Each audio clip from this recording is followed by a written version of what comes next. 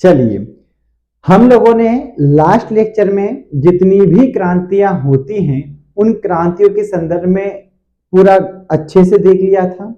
अब एक बात स्पष्ट मैंने आप लोगों को बता दी थी कि क्रांतियों से पिछले साल प्रश्न आए हुए हैं और लगातार प्रश्न पटवारी के एग्जाम में आते हैं, तो आप लोगों ने रिवाइज कर लिया होगा, यहां तक कोई दिक्कत नहीं होगी।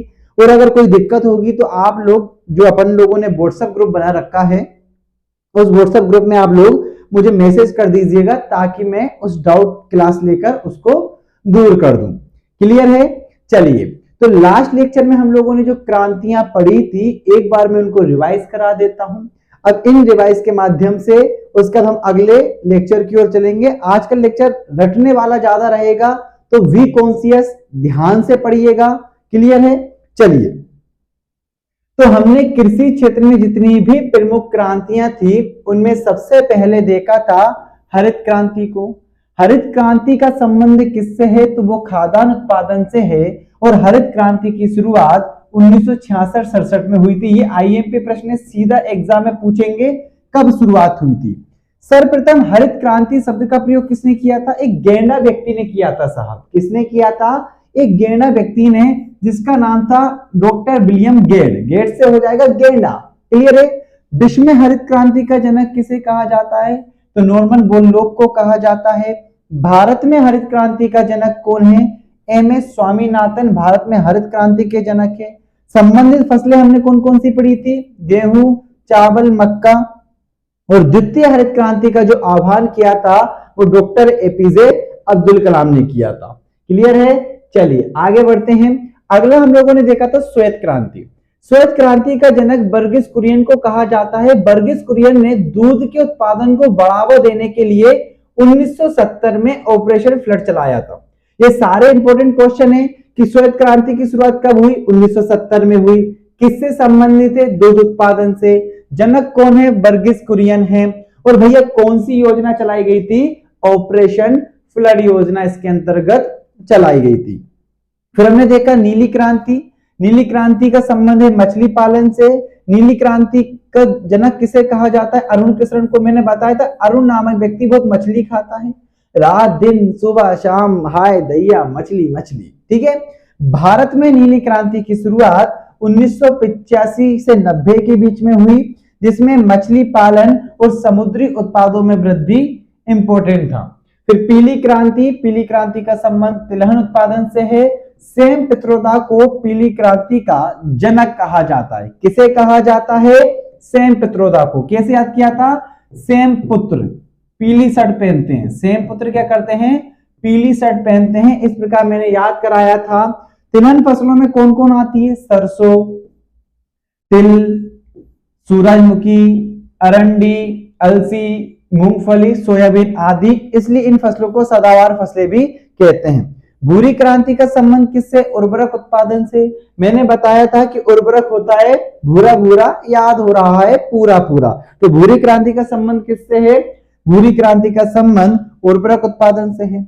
गुलाबी क्रांति, याद करो, गुलाबी प्याज बनाई थी आप लोगों ने। क्या बनाई थी? गुलाबी प्याज। गुलाबी प्याज के ऊपर क्या बैठा था? झींगा।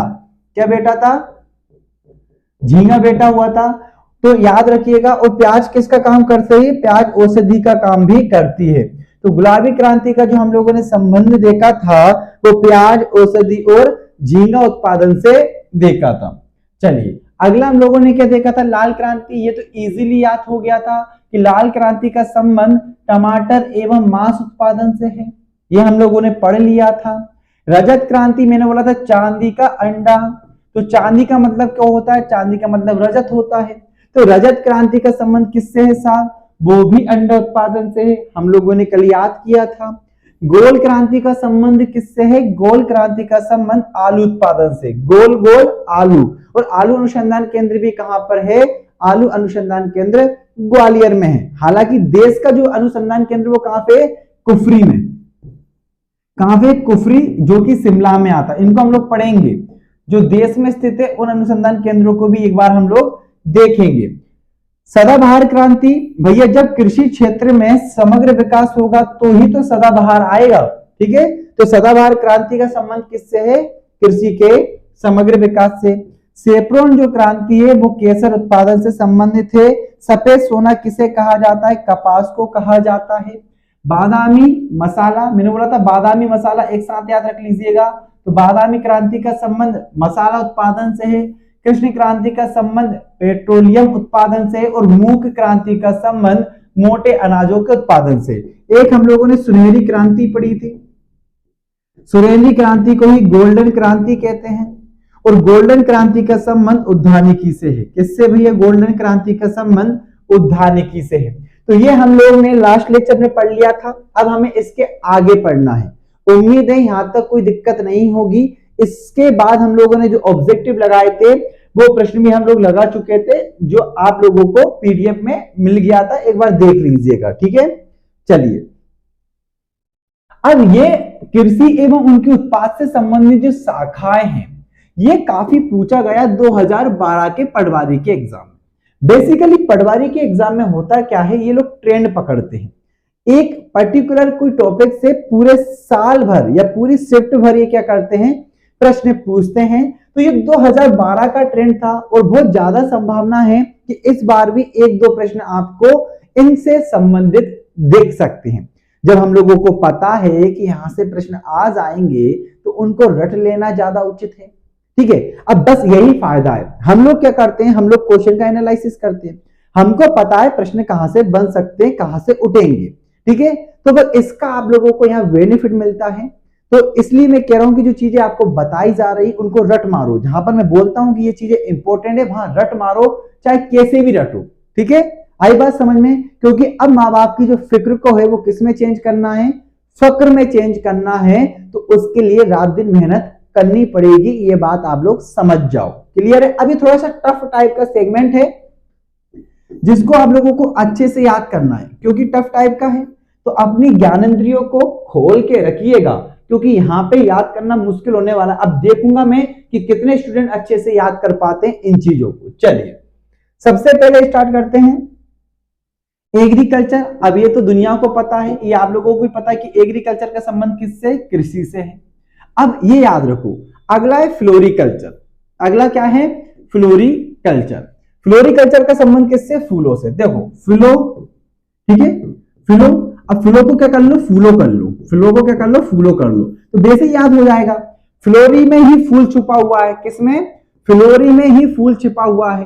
तो फूलों से संबंधित है फ्लोरिकल्चर, मतलब फूलों के उत्पादन से संबंधित जो विज्ञान है, बीज विज्ञान की शाखा के अंतर्गत अध्ययन किया जाता है फूलों के उत्पादन से संबंधित, उसे क्या कहा जाता है? उसे कहा जाता है फ्लोरिकल्चर। उसे क्या कहा जाता है? फ्लोरिकल्चर कहा जाता है। आई बात समझ में आप लोगों को? क्योंकि फ्लोरी में ही फूल छुपा हुआ है। देखो फ्लोरी में ही क्या छुपा हुआ है? फूल छुपा हुआ है। अर्थात फ्लोरिकल्चर का संबंध किससे है साहब? फूलों से है। तो क्वेश्चन आएगा फ्लोरिकल्चर का संबंध किससे है? फूल उत्पादन से संबंधित है, फूलों से संबंधित है फ्लोरिकल्चर। चलिए अब आगे देखते हैं। अगला है हॉर्टिकल्चर। क्या है? हॉर्टिकल्चर। ठीक है, हॉर्टिकल्चर। चलिए अब उद्यान क्या है भैया? उद्यान में घूमने से आपका जो हार्ट होता है वो क्या रहता है?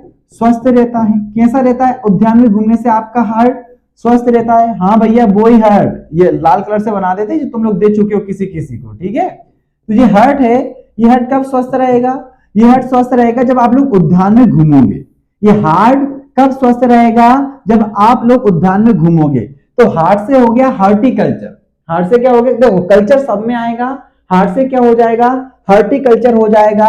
और इसका संबंध है उद्यान से। उद्यानिकी का अध्ययन विज्ञान की जिस शाखा के अंतर्गत किया जाता है उसे हॉर्टिकल्चर कहते हैं। क्या कहते हैं? हॉर्टिकल्चर। उद्यान में घूमने से अपना हार्ट क्या होगा?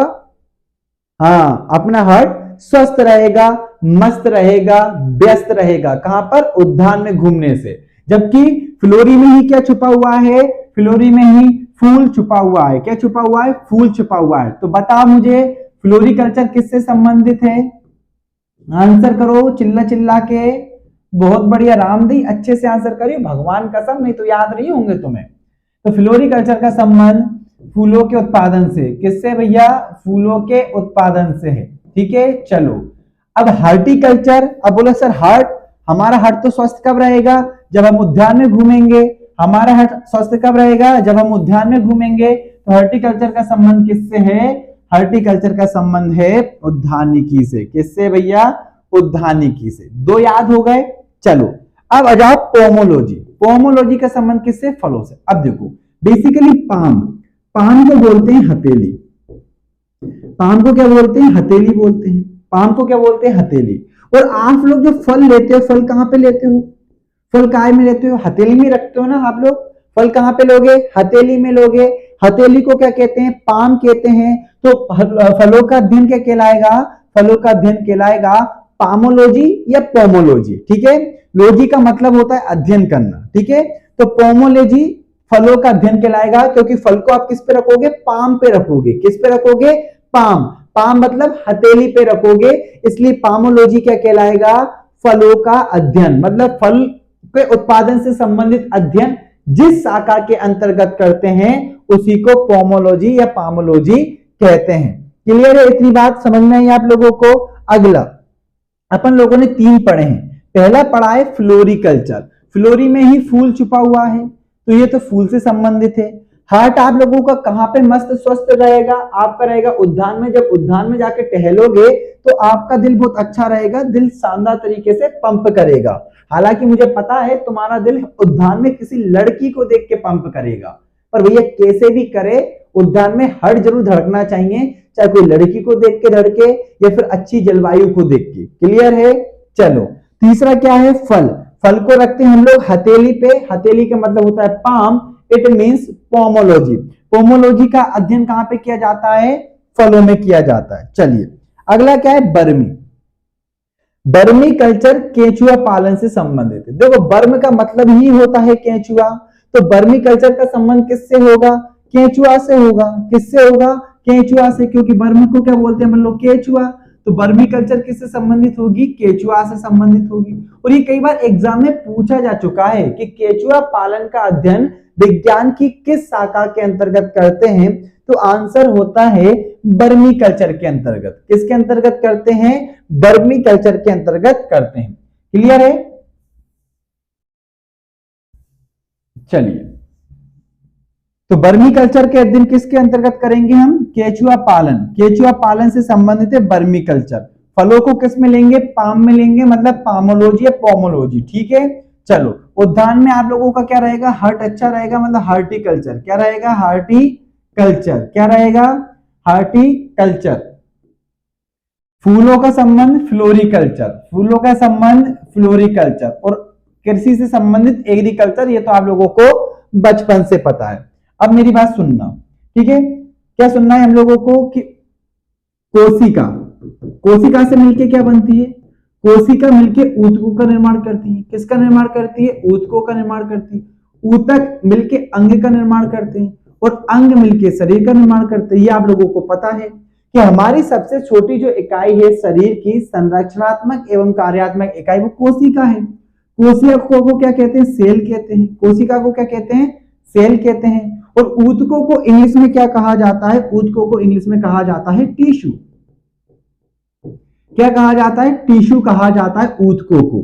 तो सेल मिलके क्या बनाते हैं? टिश्यू बनाते हैं। सेल मिलके क्या बनाएंगे भैया? टिश्यू बनाएंगे। ठीक है, टिश्यू किसे कहते हैं? ऊतकों को ही इंग्लिश में टिश्यू कहते हैं। अब चूंकि हम हिंदी मीडियम वाले हैं तो हम लोगों को थोड़ा कम पता होता है, परंतु जिन लोगों ने बायोलॉजी पढ़ी होगी उन लोगों ने ऊतकों को टिश्यू पढ़ा होगा। अब ऊतक संवर्धन का कार्य, ऊतकों से संबंधित जो शाखा है, ऊतकों का संवर्धन जिस शाखा के अंतर्गत किया जाता है वो क्या कहलाएगी? टिश्यू कल्चर कहलाएगी। क्योंकि टिश्यू का मतलब क्या होता है? ऊतक होता है।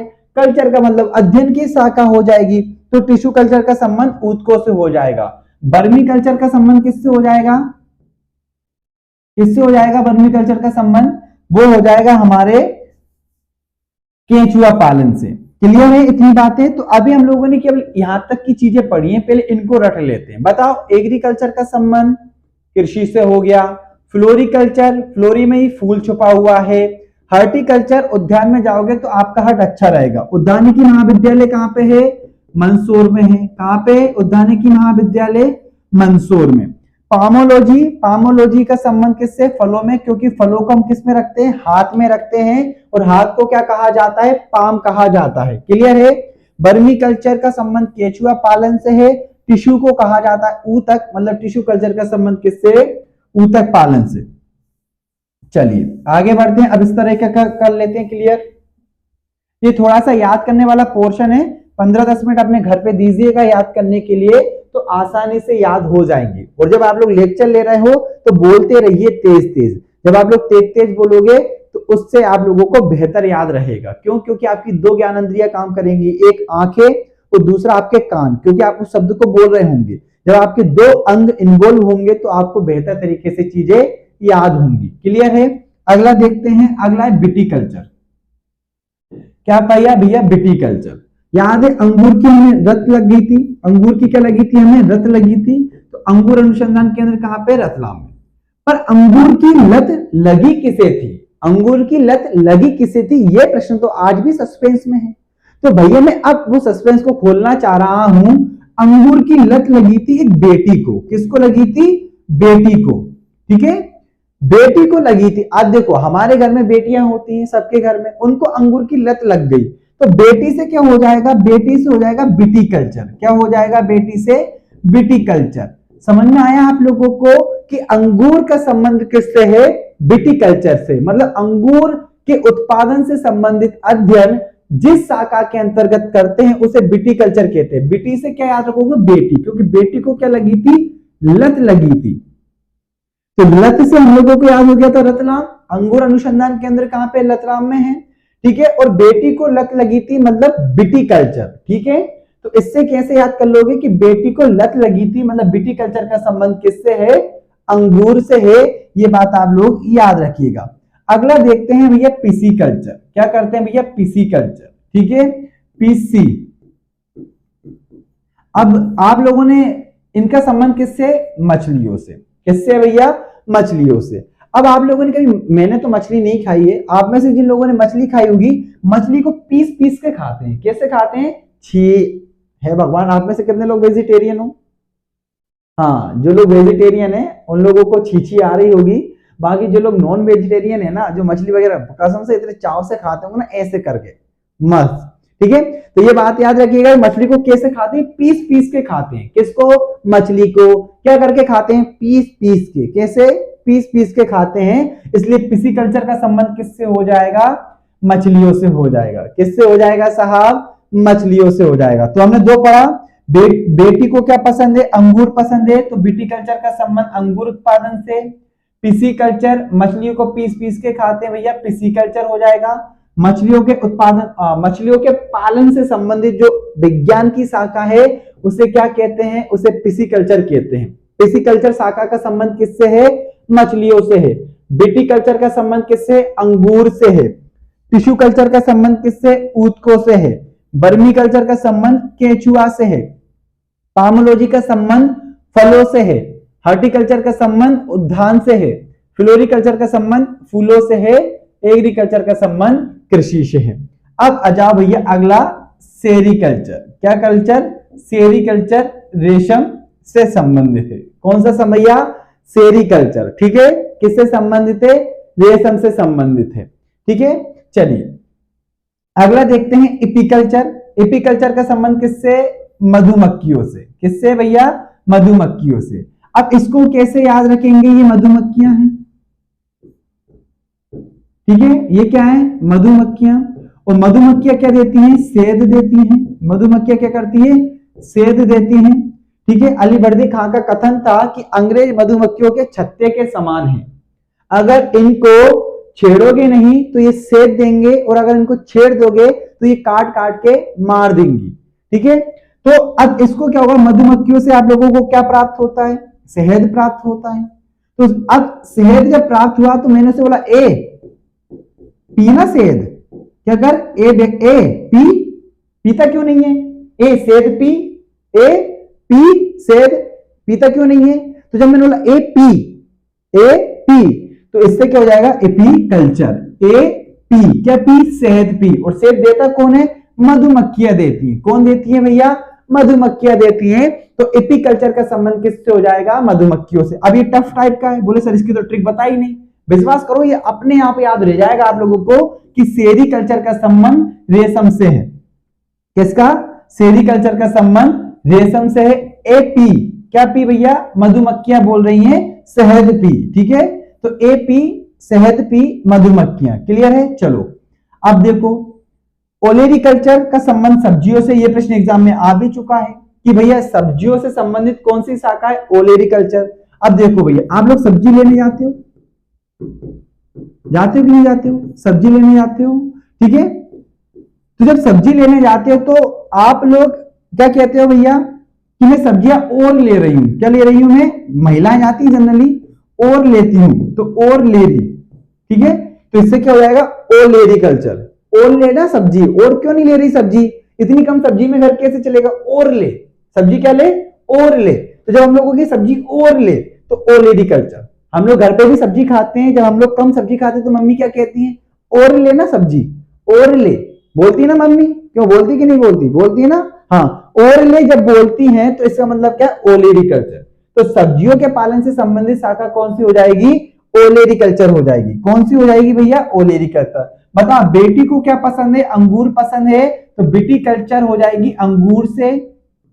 मछलियों को पीस पीस के खाओ भैया, मछलियों की संबंध हो जाएगा पिसीकल्चर से। सेरीकल्चर का संबंध हो जाएगा रेशम से।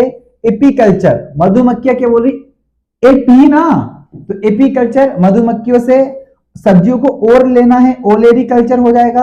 अब वनों से संबंधित क्या है? सिल्वीकल्चर। ये थोड़ा सा याद रखना पड़ेगा आप लोगों को कि सिल्वीकल्चर वनों से संबंधित शाखा है, और ये एग्जाम में आ चुका है 2012 में। कि पर्माकल्चर का संबंध किससे है? पर्माकल्चर का संबंध है पारिस्थितिकी कृषि से।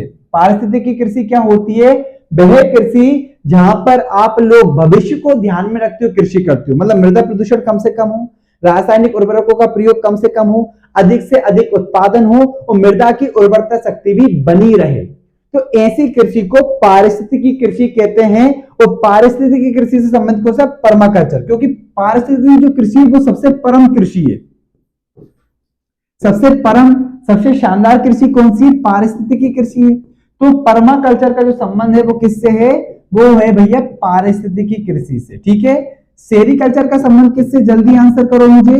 सेरीकल्चर का संबंध किससे है? सेरीकल्चर का संबंध रेशम कीट पालन से। ओलेरिकल्चर का संबंध किससे है? सब्जियों से है। किससे भैया? सब्जियों से है। एपीकल्चर का संबंध किससे है? एपीकल्चर का एपी क्या पी? शहद पी मधुमक्खियों से। पिसीकल्चर का संबंध मछलियों से। बीटी को पसंद है भैया अंगूर। क्या पसंद है? अंगूर। सिल्वीकल्चर का संबंध किससे है? वनों से है। किससे है? वनों से है। पर्माकल्चर का संबंध पारिस्थितिकी कृषि से है। अब बताओ दोबारा, एक काम करो पहले इनको रीड कर लो एक बार, ठीक है। जब एक बार आप लोग रीड कर लोगे तो फिर मैं दोबारा आप लोगों से पूछूंगा तो थोड़ा सा आसान हो जाएगा, ठीक है। रीड कर लो फटाफट।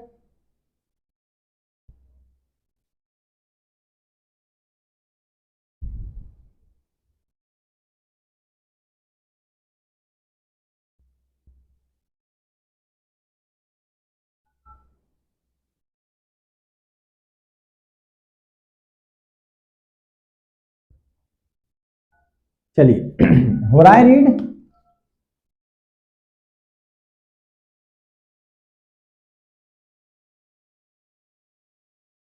तुम्हें भगवान की कसम है कि अगर तुमने रीड नहीं करो तो काहे तुम्हें याद होगो नहीं, तो तुम्हें अगर याद होगो नहीं तो पेपर नहीं निकलेगो और फिर तुम पूरे दोष हम पे मर दोगे कि मार साहब ने ढंग को नहीं पढ़ाओ। तो भैया मार साहब तो ढंग को पढ़ा रहा है, तुम तो पढ़ लो तनिक अच्छे से, ठीक है। चलिए अब आ जाओ एक एक करके फिर पढ़ते हैं हम लोग। हाँ, एग्रीकल्चर का संबंध कृषि से, फ्लोरी का संबंध फूल से, हॉर्टिकल्चर का संबंध उद्यान से, क्योंकि आपका हर्ट अच्छा कहां पे होगा? उद्यान में। पोमोलॉजी का संबंध फलों से, वर्मीकल्चर केचुआ पालन से, टिश्यू कल्चर ऊतकों से। क्लियर है। विटिकल्चर, विटिकल्चर का संबंध अंगूर से, क्योंकि बेटी को अंगूर पसंद है, मछलियों को पीस पीस के खाओ, पिसिकल्चर। सेरीकल्चर रेशम से। एपी, एपी क्या? मधुमक्खी पी, शहद पी, एपी, ठीक है। सब्जी और लेना, और ले, और ले, और लेरी, ओलेरी कल्चर, ठीक है। सिल्वीकल्चर का संबंध वनों से है। पर्माकल्चर का संबंध पारिस्थितिकी कृषि सो है। उम्मीद है तुम्हें याद हो गया होगा, और याद नहीं हुआ होगा तो वीडियो पॉज करो और याद करो, और अभी याद करो। जब तक याद नहीं हो तब तक आगे मत बढ़ो, क्योंकि एग्जाम ऐसे नहीं निकलते। एग्जाम निकलते हैं याद करने से, एग्जाम निकलते हैं मेहनत करने से। अगर ऐसे ही एग्जाम निकले होते तो हर व्यक्ति के पास या सरकारी नौकरी होती। आज पर सरकारी नौकरी हर व्यक्ति के पास नहीं है, मतलब मेहनत में कहीं कमी होगी, मंजिल तक पहुंचने से पहले रुक गए होंगे, तुम लोग पढ़ते पढ़ते तुम्हारा ध्यान कहीं और चला गया होगा। इसलिए तो फोकस के साथ पढ़ाई करो, एट द एंड सिलेक्शन लेना है, ठीक है। चलो अब आते हैं कुछ छोटी छोटी बातें, जैसे मध्य प्रदेश में उद्यानिकी, मध्य प्रदेश में औषधि खेती, सब्जी उत्पादन, फूल उत्पादन वगैरह वगैरह। तो यहां से कुछ क्वेश्चंस बस बनेंगे, ज्यादा प्रश्न नहीं बनेंगे, पर मेरा दायित्व है कि मैं इन लोगों को आपको कंप्लीट करा दूं। क्लियर है? तो अब हम लोग पढ़ेंगे मध्य प्रदेश में उद्यानिकी। क्या पढ़ेंगे हम लोग? उद्यानिकी। उद्यानिकी में क्या क्या शामिल है? फल, फल के बाद सब्जियां, सुगंधित पौधे वाली फसलें, ठीक है, तथा फूल, ठीक है, सभी को उगाना उद्यानिकी कहलाती है। उद्यानिकी में फल उगाना, सब्जियां उगाना, फूल उगाना, ये सब किसके अंतर्गत आते हैं? उद्यानिकी। उद्यानिकी के अध्ययन को क्या कहते हैं? उद्यानिकी के अध्ययन को हॉर्टिकल्चर कहते हैं। क्या कहते हैं? उद्यानिकी के अध्ययन को, क्योंकि आपका हार्ट कहां पे अच्छा रहता है? उद्यानिकी में। उद्यानिकी विद्यालय कहां पर है? तो वो मंदसौर में है। कहां पे भैया? मंदसौर में। और उद्यानिकी के अंतर्गत कौन कौन सी फसलें आती हैं? फल आता है, सब्जियां आती हैं, सुगंधित पौधे वाली फसलें आती हैं, और फूल। इन सभी को उगाना सम्मिलित है किसमें? उद्यानिकी में, ठीक है। चलिए अब फूलों के उत्पादन में मध्य प्रदेश का देश में चौथा स्थान है। तो फूलों के उत्पादन में हम कौन से स्थान पे? चौथा। तुम लोगों के चक्कर में फूलों का उत्पादन बढ़ रहा है, क्योंकि जैसे वैलेंटाइन डे आता है तुम लोगों को चाहिए गुलाब। कहा है भैया? कहा है तुम्हारी वाली देने तुम्हें, या तुम्हारे बाला देने तुम्हें, तो तुम वो गुलाब लेके चले जाते हो, है ना, उधार लेके, कैसे भी लेके। अब तुम्हें लगता है मान जाएगी, पर बात तो कछु और रही, बात तो कछु और लोगों से प्यारा हो तो कैसे मानेगी, पर कोई बात नहीं। तो भैया तुम लोगों के चक्कर में मध्य प्रदेश जो है वो कौन से स्थान पे आ गया? फोर्थ स्थान पे आ गया। तो फूल उत्पादन में कौन से स्थान पे? कोई गेंदा हजारी का फूल, ये काफी होता है हमारे यहाँ पे, ठीक है, गुलाब का फूल होते हैं, और अन्य प्रकार के कई फूलों की खेती मध्य प्रदेश में की जाती है। आप लोगों को पता है कि जब दीपावली आती है तो दीपावली पे गेंदा हजारी के फूलों की मालाएं काफी बिकती हैं, और उसकी खेती पहले से ही करना प्रारंभ कर देते हैं, क्योंकि उस दिन मालाएं भी काफी महंगी मिलती है। तो फूलों के उत्पादन में हम कौन से स्थान पे हैं? फोर्थ प्लेस पे हैं फूलों के उत्पादन पे। अब ये बहुत आईएमपी प्रश्न है। क्यों? क्योंकि इजराइल हमारा बहुत परम मित्र है। इजराइल हमें बहुत अच्छी अच्छी तकनीकें उपलब्ध कराता है, और इजराइल तकनीक के मामले में जितना आगे है उतना शायद ही कोई देश आगे हो। ड्रिप इरिगेशन सुना है आप लोगों ने? जो बूंद बूंद प्रणाली होती है सिंचाई की, वो बूंद बूंद प्रणाली भी हमने इजराइल के सहयोग से ली थी, ठीक है। और जो बराक मिसाइल है वो भी इजराइल के सहयोग से ली थी। तो इजराइल जो है हमारा पक्का दोस्त है। वो नहीं होते बिल्कुल कट्टी नहीं होते, जो दोस्त बिल्कुल पक्के दोस्त होते हैं वो ऐसे करके दोस्त बनते हैं। वो दोस्त है कौन? हमारा इजराइल। तो इजराइल के सहयोग से अब हम लोग क्या चाह रहे हैं? हम लोग ये चाह रहे हैं कि भैया अब हम लोग फूलों की जो खेती होती है हमारे यहाँ पे, किसकी खेती? फूलों की खेती।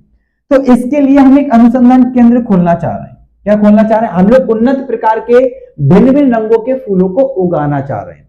तो जब हम लोग भिन्न भिन्न रंगों के फूलों को उगाना चाह रहे हैं, तो हमने कहा कि हेलो इजराइल, हाँ भारत, बताओ, हमें फूलों के लिए अनुसंधान करना है, हम भिन्न भिन्न प्रजातियों के फूलों को उगाना चाहते हैं। तो इजराइल ने कहा इतनी सी बात, चलो हम एक अनुसंधान केंद्र खोलते हैं। क्या खोलते हैं हम लोग? एक अनुसंधान केंद्र खोलते हैं, और सीहोर जिले में, कहां पे? मध्य प्रदेश के सीहोर जिले में एक जगह श्यामपुर। आप लोग जाइएगा कभी तो आपको श्यामपुर मिलेगा, ठीक है। तो इस श्यामपुर में एक अनुसंधान केंद्र खोला गया है, जो कि इजराइल के सहयोग से। अब प्रश्न क्या आएगा?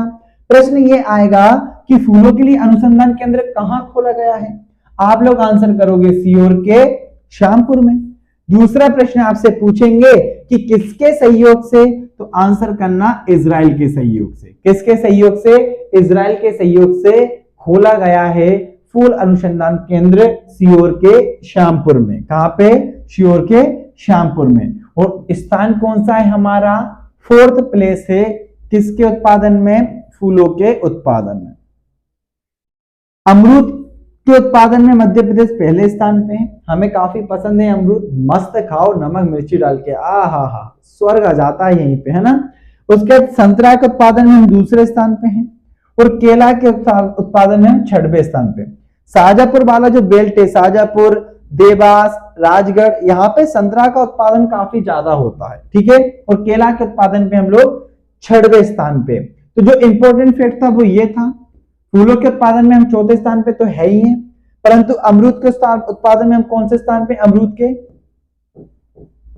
अमरूद में हम लोग पहले स्थान पे, ठीक है। संतरा में हम लोग दूसरे स्थान पे, क्योंकि सबसे ज्यादा संतरा महाराष्ट्र में होते हैं, तो 2nd प्लेस पे हम लोग।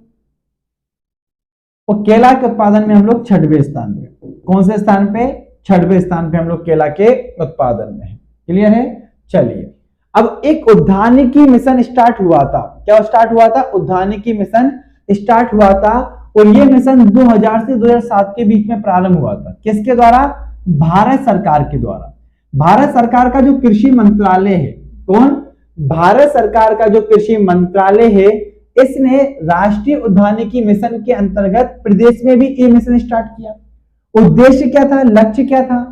कि भैया जो उद्यानिकी क्षेत्रफल है, मतलब जितने क्षेत्रफल में हम उद्यानिकी की फसलें करते हैं, उस क्षेत्रफल को बढ़ाना, उत्पादकता में वृद्धि करना और उत्पादन को ऑलमोस्ट दुगना करना। उत्पादन को कितना करना? दुगना करना। उद्यानिकी का जितना भी उत्पादन हो रहा है उसको दुगना करने के लिए 2000 से लेकर 2007 तक 39 जिलों में हमने इसका क्रियान्वयन किया था, उद्यानिकी मिशन का। और ये जो मिशन था, जिसे राष्ट्रीय उद्यानिकी मिशन कहते हैं, ये भारत सरकार के कृषि मंत्रालय के द्वारा स्टार्ट किया गया था, जिसका उद्देश्य था उद्यानिकी के उत्पादन में दुगनी वृद्धि करना। कितनी वृद्धि करना भैया? दुगनी वृद्धि करना, ये इसका उद्देश्य था। कितने जिलों में? 39 जिलों में इसका क्रियान्वयन किया गया था। क्लियर है? चलिए, यहां से प्रश्न सीधा नहीं आएगा, पर अपन सब चीजें कंप्लीट करेंगे कि अगर दाएं बाएं भी कभी प्रश्न आ जाए तो उसको हम लोग कंप्लीट कर लें। चलिए, अब आते हैं मध्य प्रदेश में फल उत्पादन। मध्य प्रदेश में फल उत्पादन की चर्चा कर लेते हैं। फलों के हिसाब से बहुत इंपॉर्टेंट है, हम लोगों ने पढ़ा है, फूल होते हैं, फल होते हैं, सब्जियां होती हैं, ये सब होते हैं। आर्थिक सर्वेक्षण 2021-22 के अनुसार 2020-21 में उत्पादन कितना था? 84.81 लाख मीट्रिक टन। मतलब अच्छा खासा फल होता है। सीधा नहीं पूछेंगे कि कितना उत्पादन हुआ, बस नॉर्मल में डाटा बता रहा हूं आप लोगों को कि भैया 84.81 लाख मीट्रिक टन फलों का उत्पादन हुआ है। कितना भैया? 84.81 लाख मीट्रिक टन। और हम ज्यादा से ज्यादा फलों का उत्पादन करें, किससे हम ज्यादा से ज्यादा फलों का उत्पादन करें, उसके लिए हमने नाबार्ड, इसकी नाबार्ड एक बैंक है, ठीक है। नाबार्ड की स्थापना हुई थी 12 जुलाई 1982 को, ठीक है। नाबार्ड का पूरा नाम क्या है? नाबार्ड का पूरा नाम है national bank for agriculture and rural development, ठीक है। मतलब कृषि और ग्रामीण विकास के लिए जो बैंक है वो क्या है? नाबार्ड है, ठीक है। तो ग्रामीण विकास और कृषि एवं ग्रामीण विकास के लिए जो राष्ट्रीय बैंक है उसको नाबार्ड कहते हैं। नाबार्ड की स्थापना कब हुई थी? 1982 में। एक समिति थी, शिवरामन समिति। तो ये बैंक क्या करता है? नाबार्ड कृषि क्षेत्र को बढ़ावा देने के लिए और ग्रामीण विकास को बढ़ावा देने के लिए काम करता है। ये क्या करता है? वित्त उपलब्ध कराता है, फाइनेंस करता है। जो इसके अधीनस्थ बैंक होते हैं उनको किस लिए? कृषि क्षेत्र को बढ़ावा देने के लिए, ग्रामीण क्षेत्र को बढ़ावा देने के लिए। तो इसीलिए फिर क्या हुआ? अब देखो, फल से क्या होगा? फलों का उत्पादन गांव में होता है, तो ग्रामीण विकास और कृषि के विकास में महत्वपूर्ण भूमिका कौन निभा रहा है? नाबार्ड निभा रहा है। जिसकी स्थापना कब हुई थी? 1982 में हुई थी, शिवरामन समिति की सिफारिश पर। किसकी सिफारिश पर? शिवरामन समिति। ये पूछेंगे आपसे एग्जाम में, अभी जब मैं आप लोगों को पढ़ाऊंगा तब बताऊंगा इसे। तो इससे समझौता किया। क्यों किया? ताकि हम अधिकतम फल का उत्पादन कर सकें। तो किससे समझौता किया? नाबार्ड से, जिसकी स्थापना 1982 में शिवरामन समिति की सिफारिश पे हुई। और इसका मुख्यालय कहां पर है? इसका मुख्यालय है मुंबई में। कहां पे इसका मुख्यालय? मुंबई में है। ये बात याद रखिएगा। नाबार्ड क्या करेगा? राज्य में फलों के पौधरोपण में, मतलब फलों का पौधारोपण कैसे करते हैं और हम कितना ज्यादा कर सकते हैं, इस सब में सहायता उपलब्ध कराएगा। कौन? नाबार्ड। ठीक है। अब ये इंपॉर्टेंट क्वेश्चन है। अगला प्रश्न वेरी वेरी आईएमपी है। आमों की एक प्रजाति होती है, ठीक है, आप लोगों ने अल्फांसो नाम सुना होगा। अल्फांसो जो है वो भी किसकी है? अल्फांसो आम की प्रजाति है। कैटरीना कैफ जब एडवर्टाइजमेंट करती है तो उसमें लिखा रहता है अल्फांसो आम से बना माजा। सुना? तो हाँ, वो कैटरीना कैफ खाती है तो भैया उसका रस उसके ऊपर गिरता है, हम लोग खाते तो पूरा मुंह चिपड़ जाता है। समझ रहे हैं आप लोग? तो अल्फांसो आम की प्रजाति है। उसी प्रकार आम की एक महत्वपूर्ण प्रजाति है जिसका नाम है नूरजहां। नूरजहां का नाम सुना है आप लोगों ने? जहांगीर की पत्नी का नाम था नूरजहां। हाँ, जो मुगल शासक था जहांगीर, उसकी पत्नी का नाम था नूरजहां। तो नूरजहां जो है वो आम की एक प्रजाति है। पहला प्रश्न तो यही याद रखो कि नूरजहां क्या है भैया? नूरजहां आम की एक प्रजाति है। क्लियर है? और इस आम की प्रजाति, क्योंकि ये उन्नत किस्म की प्रजाति है, तो नूरजहां जो कि आम की एक प्रजाति है, ये मध्य प्रदेश के अलीराजपुर में होती है। और ये आईएमपी प्रश्न है कि आमों की एक प्रमुख प्रजाति नूरजहां का उत्पादन मध्य प्रदेश के किस जिले में होता है? तो आंसर क्या करोगे? अरे सर, इतनी सी बात अभी तो बताया आपने कि अलीराजपुर में उत्पादन होता है नूरजहां का। नूरजहां किसकी प्रजाति है? आमों की प्रजाति है। किसकी प्रजाति है? आमों की। अल्फांसो भी किसकी प्रजाति है? आमों की। रतलाम में क्या होती है भैया? अंगूर की खेती होती है, बस कुछ छोटे से क्षेत्रफल में होती है, बहुत अधिक क्षेत्रफल में खेती नहीं होती है कुछ। और रतलाम में क्या है? अनुसंधान केंद्र है। आम अनुसंधान केंद्र कहां पे है? रीवा में। आम अनुसंधान केंद्र कहां पे? रीवा में। अंगूर की खेती को क्या कहते हैं? जिसका अध्ययन किया जाता है विटिकल्चर। क्या कहते हैं? विटिकल्चर कहते हैं अंगूर की खेती को। क्लियर है इतनी बात है? एक मिनट रुकिएगा आप लोग।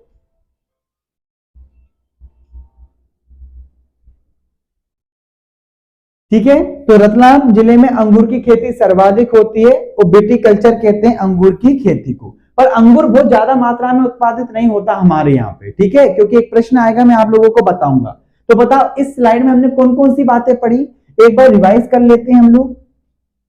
इस स्लाइड में हमने पढ़ा 84.81 लाख मीट्रिक टन हुआ है 2020-21 में। फिर हमने पढ़ा कि केंद्र सरकार ने नाबार्ड, नाबार्ड क्या है? एक राष्ट्रीय बैंक है जो कृषि एवं ग्रामीण विकास के लिए पुनर्वित्त उपलब्ध कराता है। National bank for agriculture and rural development. ठीक है, रूरल डेवलपमेंट ये बैंक का नाम है और इसकी स्थापना 1982 में हुई थी। कब हुई थी? 1982 में हुई थी। किसकी सिफारिश पे हुई थी? शिवरामन समिति के सिफारिश पे। मुख्यालय कहां पे है? मुख्यालय है मुंबई में। कहां पे? मुख्यालय मुंबई में है। ठीक है, तो इसकी सहायता से भैया राज्य में फलों के पौधों का रोपण करेंगे। आमों की एक प्रजाति जिसका नाम क्या है? नूरजहां। नूरजहां जहांगीर की बेगम का नाम भी था। अलीराजपुर में यह प्रजाति होती है। कहां पे होती है? अलीराजपुर में इसकी खेती की जाती है। वेरी वेरी आईएमपी प्रश्न पूछ लेंगे कि नूरजहां की प्रजाति जो है, नूरजहां जो आम की प्रजाति कहां पे होती है? रतलाम में अंगूर की खेती होती है, परंतु बहुत ज्यादा नहीं होती। ये प्रमुख फल नहीं है हमारा। ठीक है, प्रमुख फल संतरा है, केला है, ये हमारे प्रमुख फल है, परंतु अंगूर हमारा प्रमुख फल नहीं है, याद रखिएगा। अब देखिए, अब ये देखो प्रमुख फलों का उत्पादन। ठीक है, अब इसमें प्रमुख फल देख रहे हैं मध्य प्रदेश के। अब देखो क्वेश्चन कहां से बना था मैं आप लोगों को बता रहा हूं। मैं इसलिए बता रहा हूं कि मैं बहुत एनालिसिस करके चीजें लाता हूं आप लोगों के लिए कि हमारे लिए क्वेश्चन कहां से बना। देखो केला, केला का उत्पादन कितना हुआ? 20 लाख मीट्रिक टन। कितना हुआ? 20 लाख मीट्रिक टन, मतलब अच्छा खासा। आम का उत्पादन कितना हुआ? 7.99 लाख मीट्रिक टन 2020-21 में अनुमानित है ये। संतरा, संतरा अच्छा खासा होता है, मैंने बताया राजगढ़, देवास, सारंगपुर, ये वाला जो क्षेत्र है वहां पे अच्छा खासा होता है, 23.29 लाख मीट्रिक टन। और पपीता 5.03। अब मुझे यह बताओ इसमें कहीं पे भी अंगूर लिखा हुआ है? कि अंगूर के उत्पादन के बारे में बात की? कहीं पे भी नहीं की ना। अंगूर के उत्पादन के बारे में बिल्कुल भी बात नहीं करी। केले के बारे में बात करी क्योंकि केला हमारे यहाँ पे प्रमुख फल है। आम के बारे में बात करी क्योंकि आम भी हमारे यहाँ पे प्रमुख फल है। हमारे यहाँ पे मौसमी के बारे में बात करी, पपीता के बारे में बात करी। कुल फलों का उत्पादन कितना है? लगभग हमारे यहाँ पे 84.81 समस्त फलों सहित। क्लियर है। अब ये प्रश्न आया था पटवारी 2017 में। अब बच्चे बोलेंगे कि यार हमारे अंगूर रतलाम में तो होते हैं। क्वेश्चन क्या था? निम्नलिखित में से कौन सी एक मध्य प्रदेश का प्रमुख फल नहीं है? आर्थिक सर्वेक्षण देखो, मुझे यहां से यहां तक कोई बता दो कि अंगूर कहीं लिखा हुआ है क्या? कहीं पर ये अंगूर नहीं है। तो ऑप्शन देखो, पपीता ऑप्शन में हाँ, संतरा है हाँ, केला है हाँ, अंगूर है नहीं। यही इसका आंसर था, अंगूर। अंगूर हमारे है, जबकि मैक्सिमम बच्चे केला लगा के आए होंगे। समझ में आ रही मेरी बात? इसलिए आर्थिक सर्वेक्षण इंपॉर्टेंट है क्योंकि प्रश्न यहीं से बनते हैं।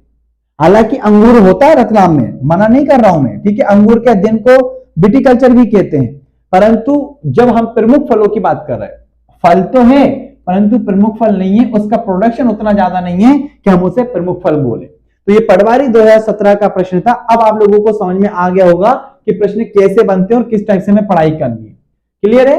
अभी आप लोग देखिए थोड़ा सा, मध्य प्रदेश के प्रमुख फल जैसे संतरा है, ठीक है, ठीक दिख रहा है आप लोगों को? क्लियर है। चलिए, संतरा जो है, संतरा बैतूल में होता है, छिंदवाड़ा में होता है, होशंगाबाद, शाहजहांपुर में अच्छा खासा होता है।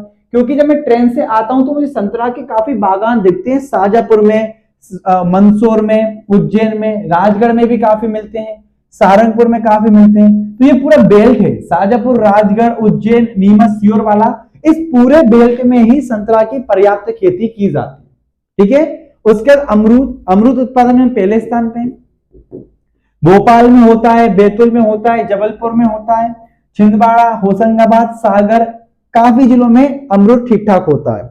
आम की बात करें तो बैतूल, भोपाल, होशंगाबाद, सागर, जबलपुर, इंदौर, मंडला, ढिंडोरी, सीहोर, झाबुआ, उज्जैन व देवास में होता है।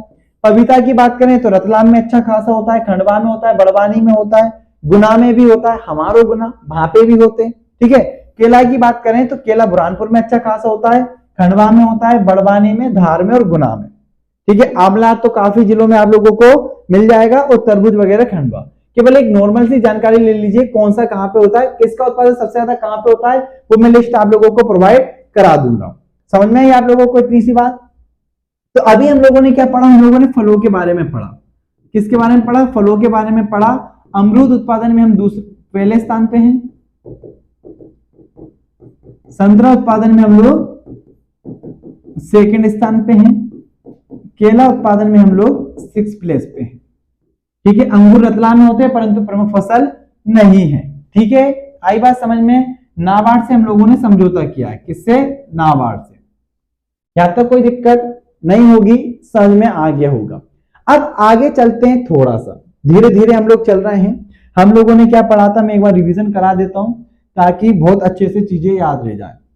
शुरुआत हुई थी कुछ यहां से, हमने शुरुआत की थी तो हमने देखा कि एग्रीकल्चर का संबंध कृषि से है, फ्लोरिकल्चर का संबंध फूलों से है, हॉर्टिकल्चर का संबंध उद्यान से है, पोमोलॉजी का संबंध फलों से है, वर्मीकल्चर का संबंध केचुआ पालन से है, टिश्यू कल्चर का संबंध ऊतकों से है, बेटीकल्चर का संबंध अंगूर से, पिसीकल्चर का संबंध मछलियों से, सेरीकल्चर का संबंध रेशम से, एपीकल्चर का मधुमक्खियों से, ओलेरी का सब्जियों से, सिल्वी का वनों से। क्लियर है।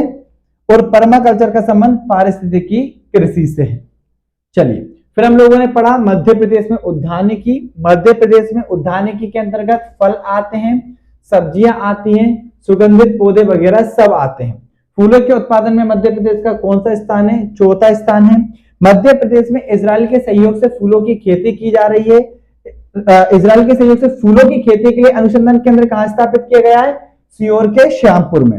अमरूद उत्पादन में पहले स्थान में, संतरा में द्वितीय, और केला उत्पादन में हम 6वें स्थान पे हैं। क्लियर है। फिर हम लोगों ने देखा उद्यानिकी मिशन किसने स्टार्ट किया? भारत सरकार के कृषि मंत्रालय ने। राष्ट्रीय उद्यानिकी मिशन 2000 से 2007 दुगना करना था उत्पादन। कितना करना था उत्पादन? दुगना करना था। 39 जिलों में लागू है मध्य प्रदेश के। 52 में से कितने जिलों में? 39 में। फिर हम लोगों ने मध्य प्रदेश में फलों का उत्पादन देखा। आर्थिक सर्वेक्षण 2021-22 के अनुसार उत्पादन कितना हुआ? 84.81 लाख मीट्रिक टन। नाबार्ड से समझौता किया। नूरजहां जो कि आम की प्रजाति है उसके लिए कौन फेमस है? अलीराजपुर। अंगूर की खेती रतलाम में होती है परंतु प्रमुख फसल नहीं है। फिर हम लोगों ने प्रमुख फसल देखी, केला है, आम है, संतरा है, पपीता है, अंगूर नहीं है। इसका आंसर था अंगूर। क्या था इसका आंसर? अंगूर। फिर हमने जो उत्पादक क्षेत्र है उनके बारे में चर्चा की है। यहां तक किसी को कोई दिक्कत, कोई समस्या नहीं होंगी? चीजें याद हो रही, ऑब्जेक्टिव लगवाऊंगा तो और बेहतरीन तरीके से चीजें आप लोगों को याद हो जाएंगी। ठीक है, चलिए अब हम लोग देखते हैं मध्य प्रदेश में सब्जी का उत्पादन। क्या देखना है हम लोगों को? मध्य प्रदेश में सब्जी का उत्पादन 2020-21 में कितना हुआ है? 207.43। ठीक है, ऊपर मैंने लगभग अप्रोक्स लिख दिया है। अब देखो प्रमुख सब्जियां कौन कौन सी? आलू। आलू प्रमुख सब्जी है। सबसे ज्यादा उत्पादन होता है छिंदवाड़ा में। कहां पे होता है? सबसे ज्यादा छिंदवाड़ा में। इंपॉर्टेंट प्रश्न है, 2017 में आ चुका है। कहां पे होता है आलू का उत्पादन? छिंदवाड़ा में। आलू अनुसंधान केंद्र कहां पर है? आलू अनुसंधान केंद्र है ग्वालियर में। कहां पर है? ग्वालियर में। जबकि देश में कहां पर है? कुफरी शिमला में। कहां पे? कुफरी शिमला में। कुफरी शिमला में, ये देश में है। देश में आलू अनुसंधान केंद्र कहां पे? कुफरी में। राज्य का कहां पे? ग्वालियर में। सबसे ज्यादा उत्पादन कहां पे होता है? छिंदवाड़ा में। सबसे ज्यादा उत्पादन कहां पे होता है? छिंदवाड़ा में। और गोल क्रांति का संबंध किससे है? गोल क्रांति का संबंध, गोल क्रांति का संबंध भी आलू से है। तो 4 प्रश्न आप लोगों के सामने लिखे हुए हैं कि आलू का उत्पादन सबसे ज्यादा कहां पे होता है? आंसर करना छिंदवाड़ा में। आलू अनुसंधान केंद्र देश का कहां पर है? कुफरी शिमला में। मध्य प्रदेश का कहां पे? ग्वालियर में। गोल क्रांति का संबंध किससे है? गोल क्रांति का संबंध है आलू से। चलिए अब ध्यान से देखिएगा, 2019-20 में आलू का उत्पादन लगभग 34 लाख मीट्रिक टन हुआ था, जो बढ़ के कितना हो गया है? अनुमानित 35.37 लाख मीट्रिक टन। ठीक है, तो लगभग 34-35 लाख मीट्रिक टन उत्पादन होता है आलू का मध्य प्रदेश में। शकरकंद, शकरकंद भैया ज्यादा, इस बार क्या हुआ? 0.89 था लास्ट ईयर। इस बार काफी वृद्धि हुई, लगभग 10 गुना से ज्यादा वृद्धि हुई शकरकंद में। प्याज, ये प्रमुख भैया सब्जी हमारे यहाँ की सबसे प्रमुख सब्जी है प्याज। नोटिस करोगे आप लोग। अब मुझे एक बात बताइए, 35, 10, 47, 11, 30, 13 सबसे ज्यादा प्रोडक्शन आपको किसका दिख रहा है? किसका दिख रहा है? प्याज का। हाँ, जो कभी कभी 100 रुपए किलो भी हो जाती है, कभी कभी 5 रुपए किलो भी मिलती है। ठीक है, इसका प्रोडक्शन हुआ 47.24। ठीक है, लगातार बढ़ रहा है, 37, 36, 42, 47। तो प्याज जो है वो प्रमुख सब्जी है हमारे यहाँ की। कौन सी? प्याज। और प्याज का सबसे ज्यादा उत्पादन होता है खंडवा में। कहां पे होता है? खंडवा में प्याज का सबसे ज्यादा प्रोडक्शन होता है। हमारे गुना में भी काफी प्रोडक्शन होता है प्याज का, खंडवा में। आलू का प्रोडक्शन कहां पे होता है? छिंदवाड़ा में। कहां पे होता है? छिंदवाड़ा में होता है। क्लियर है? चलो, हरी मटर का नाम सुना है? मटर रबी की फसल है और इसका उत्पादन हुआ है 11.36 लाख मीट्रिक टन। लाल लाल टमाटर, टमाटर से संबंधित कौन सी क्रांति थी? प्याज से संबंधित क्रांति थी। बताओ कौन सी? प्याज से संबंधित क्या? कैसी प्याज? गुलाबी प्याज। तो गुलाबी क्रांति का संबंध किससे? प्याज उत्पादन से। टमाटर उत्पादन से संबंधित है लाल क्रांति, और इसका उत्पादन हुआ है 30.1 लाख मीट्रिक टन। ठीक है, और फूल गोभी का उत्पादन हुआ है 13.01। अब इनमें से कोई प्रश्न आ जाए कि निम्नलिखित में से कौन सी प्रमुख फसल नहीं है, तो अब तो आप लोग आंसर लगा दोगे। आलू है, प्याज है, मटर हरी है, टमाटर है, फूल गोभी है, शकरकंद है। तो इससे आप लोग इजीली अनुमान लगा सकते हो कि कौन सी प्रमुख है, कौन सी नहीं है। आलू कहां पे होता है? छिंदवाड़ा में। प्याज होता है खंडवा में। प्याज कहां पे होगा? खंडवा में होगा, ये बात याद रखिएगा। अब देखिए, मध्य प्रदेश में सब्जी जो है उसका उत्पादन प्रचुरता में किया जाता है। मध्य प्रदेश की सबसे प्रमुख फसल है प्याज। फसल मतलब सब्जी। सबसे प्रमुख सब्जी कौन सी है? प्याज है। सब्जी का उत्पादन प्रचुरता में किया जाता है, कोई दिक्कत नहीं है, परंतु सबसे इंपोर्टेंट कौन है? प्याज। मध्य प्रदेश की दूसरी प्रमुख फसल है आलू। दूसरी कौन सी प्रमुख फसल है? आलू। खंडवा जिला प्याज के उत्पादन के लिए फेमस है। तो प्याज सबसे ज्यादा कहां पे होता है? खंडवा में। आलू सबसे ज्यादा कहां पे होता है? छिंदवाड़ा में। और यह प्रश्न एग्जाम में आ चुका है 2017 में। ठीक है, याद रखिएगा। मिर्च उत्पादन के लिए कौन सा जिला फेमस है? सबसे ज्यादा मिर्च उत्पादन होता है खरगोन में।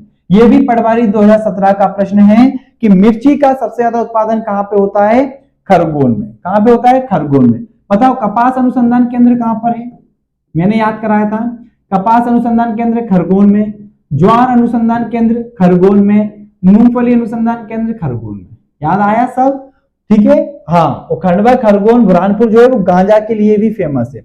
बड़वा, बड़वा में एक जगह है बेड़िया ग्राम, ठीक है, ये मिर्ची की मंडी है तो प्रसिद्ध है। जबकि मिर्ची का सबसे ज्यादा उत्पादन कहां पे होता है? खरगोन में होता है। मिर्ची का सबसे ज्यादा उत्पादन कहां पे होगा?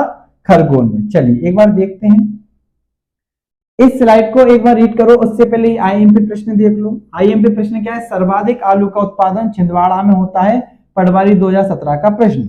सबसे ज्यादा मिर्ची का उत्पादन कहां पे होता है? खरगोन में होता है, पटवारी 2017 का प्रश्न। खंडवा किसके लिए फेमस है? प्याज उत्पादन के लिए फेमस है। प्याज और आलू बहुत प्रमुख फसल है हमारे यहाँ पे।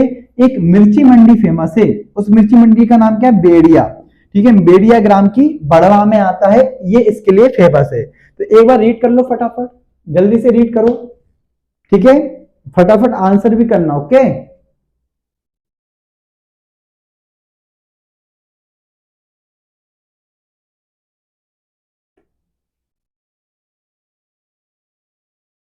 चलिए हो गया। प्याज खंडवा, आलू छिंदवाड़ा, मिर्ची, मिर्च खरगोन। मिर्ची कहां पे?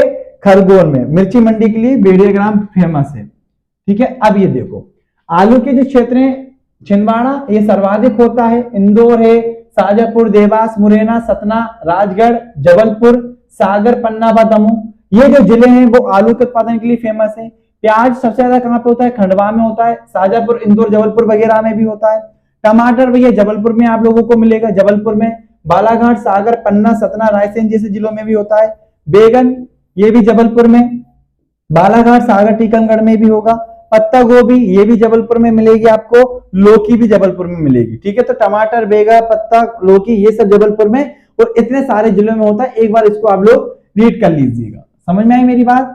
अब हम लोग कल पढ़ेंगे मध्य प्रदेश में औषधि पौधों का उत्पादन, ठीक है, कहां पे होता है, कैसे होता है, एक प्रश्न पूछा गया था, उसके बारे में भी मैं बता दूंगा आप लोगों को। क्लियर है? तो आज हम लोगों ने क्या पढ़ा एक बार देख लेते हैं फटाफट। हम लोगों ने स्टार्ट किया था मध्य प्रदेश में, यहां से संबंधित शाखाओं से, ये हम लोगों ने पूरा रीड किया था, ठीक है। उसके बाद हम लोगों ने पढ़ा मध्य प्रदेश में उद्यानिकी के बारे में, उद्यानिकी के बाद हम लोगों ने पढ़ा ये फसलों के बारे में, और फिर हम लोगों ने पढ़ा सब्जियों के बारे में।